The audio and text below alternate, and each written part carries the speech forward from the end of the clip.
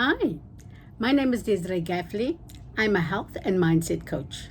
I'm the creator and founder of Easy Energy Wellness.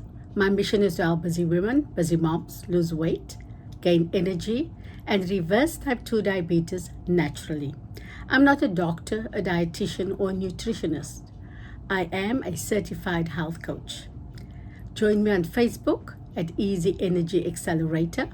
Follow me on Instagram at easy.energy.wellness and follow me on TikTok at Desiree Gaffley. Click the description box below for my free guide. You will find some nuggets that can help you on your way. Today I want to talk to you about blood sugar circulating in the bloodstream. So why do I want to talk about this today?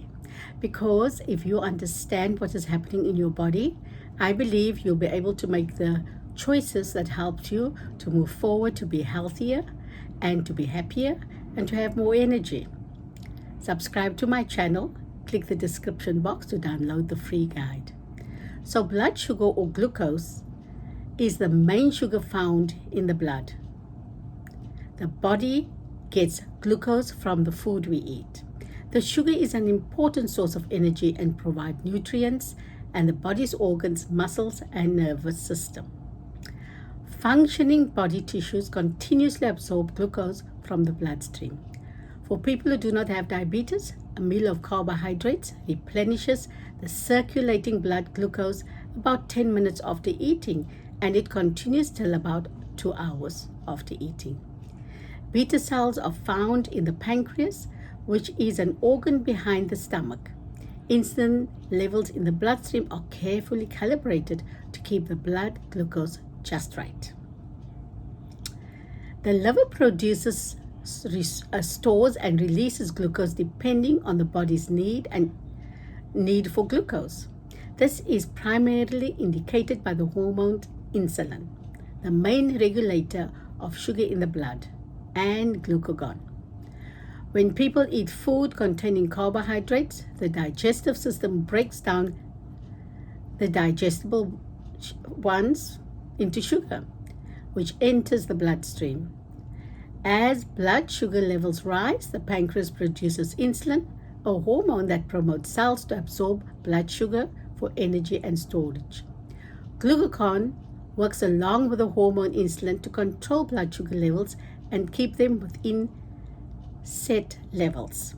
Glucagon is released to stop blood sugar levels dropping too low, hypoglycemia, that's what it's called, while insulin is released to stop blood sugar levels from rising too high, hyperglycemia.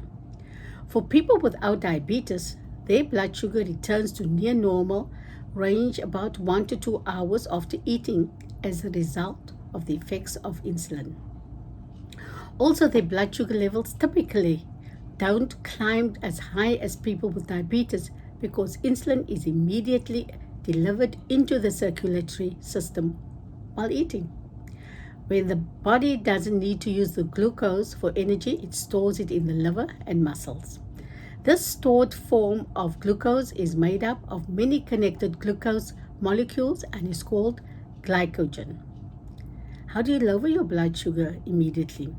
When your blood sugar level gets too high, known as hyperglycemia, like I said, or high blood glucose, the quickest way to reduce it is to take fast-acting insulin. That is for people with diabetes. Exercising is a fast, effective way to lower blood sugars as well. Walking for 45 minutes, doing some dancing, doing some kind of exercise you enjoy, that helps a lot. What happens to glucose without insulin? Without enough insulin, glucose builds up in the bloodstream instead of going into the cells. The body is unable to use the glucose for energy. The two major hormones that influence glucose levels are glucagon and insulin. The pancreas maintains blood glucose levels within a very narrow range when you're healthy. This preservation is accomplished by the opposing and balanced actions of glucagon and insulin, referred to as glucose homeostasis. Saliva releases an enzyme which begins the breakdown process of the sugars in the carbohydrates you're eating. Drinking water will help the body to flush out excess glucose as part of lifestyle program, especially when a problem with blood sugar has been noticed.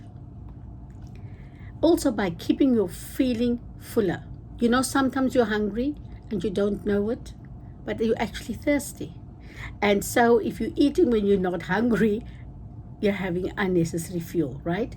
So drinking enough water will help you with staying away from perhaps unhealthy snacks and fizzy drinks. The reason of blood sugar being raised even when we do not eat carbs, and this I want you to take notice of, we only need a portion-sized protein, especially when you're diabetic. So while protein typically has very little effect on blood glucose, in the absence of carbohydrates such as low-carb meal or insulin, it can raise the blood glucose. And that is why it is important to have a portion size of protein. Now, caffeine does not appear to be noticeably affect blood sugar levels. But as we differ from person to person, our body works so differently. And that's why it's got to be a personal, mental, and mindful decision, right? It is good to be aware of how it might affect you personally. So what happens when you stop eating sugar? And this one is important to know. Because if you are being diagnosed with diabetes for the first time, so many things are going to change for you, and different things will work differently in your body. And to understand that will help. Many people experience fatigue, headaches, or even a feeling of sadness or depression when they stop eating sugar. These are signs that your body is adjusting to the now low levels of glucose, dopamine, and serotonin. After a week or so, your energy will begin to improve and you will feel more alive and less irritated or irritable. So does fat turn into sugar diabetes? Unlike carbohydrate and to a small extent protein, the fat we eat does not directly raise our blood sugar levels, whether we have diabetes or not. Fat is needed by the body for providing energy, keeping hair and skin healthy, helping our cells function properly, and for protecting our body and organs. Now, does sugar turn into fat in your body? If you eat more sugar than your liver and muscles can store as glycogen, the excess will be converted to fat and deposited into tissue. Sugar turns into fat when consumed in large amounts. Research has shown that nut butters like peanut butter and almond butter control blood sugar in both healthy individuals and those with type 2 diabetes. And for type 2 diabetes, it is important for you to understand and know this, especially when you feel inclined for some fruit. Almond and peanut butter have shown to help lessen the spike of blood sugar when paired with high carbohydrates or high GL foods. And like I said, fruit. If you feel inclined for an apple, eat it with a tablespoon of almond butter, and that will help you not to spike your blood sugar levels. What does it feel like when your blood sugar is too high? Hyperglycemia, high blood glucose, means there is too much sugar in the blood because the body lacks enough insulin. Because there might be insulin, but it's not taking the sugar to the cells. Associated with diabetes, hyperglycemia can cause vomiting, excessive hunger and thirst, rapid heartbeat, vision problems, and other symptoms. Untreated hyperglycemia can lead to serious health problems. So, a couple of hints I want to give you. We hear people talking about take apple cider or take cinnamon or take different things, and these things can help, but it's good to notice where and how. Like I've mentioned before, drinking enough water helps to flush out the sugars in the body. So that's very important. Can apple cider vinegar lower blood sugar immediately? On a short-term basis, groups taking apple cider vinegar saw significant improvement to blood sugar levels 30 minutes after consuming the vinegar. So how would you do that?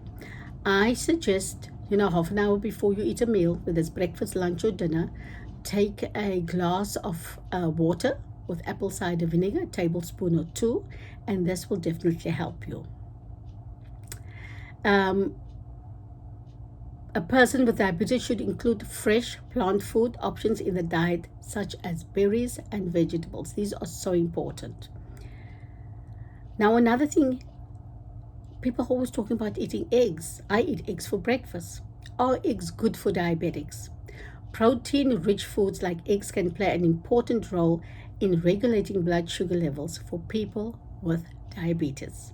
Eggs contain many essential vitamins and minerals and have just 80 calories each. Eggs are delicious, it's versatile, and great for people with diabetes thanks to their high protein, moderate fat, and low carb content. You can enjoy them in various ways, such as you can boil them, poach them, scramble them, or make an omelette. Add some veggies in it. I love doing that. Even if I just do it on its own, I put veggies on the side, which is very helpful.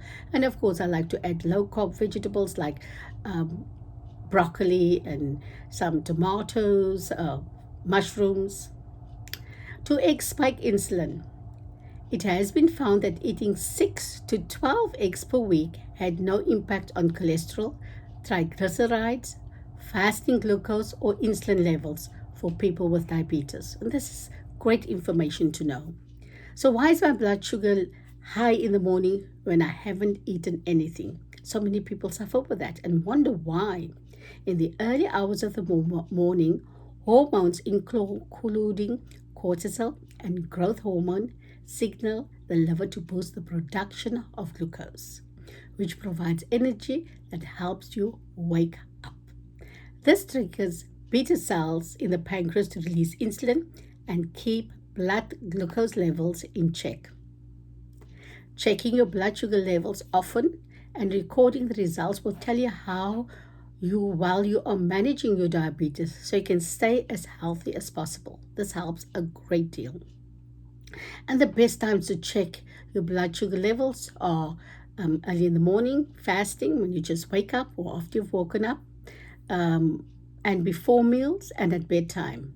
Now, I also say if you checked it before meals and it's good and you're happy, and you check it about an hour and a half to 2 hours after you've eaten, that will give you an indication of how well the food is serving you that you're eating, if it is spiking your blood sugar levels. And so this is so important to do too, especially if you're eating something for the first time or you're trying to include something that you haven't done before.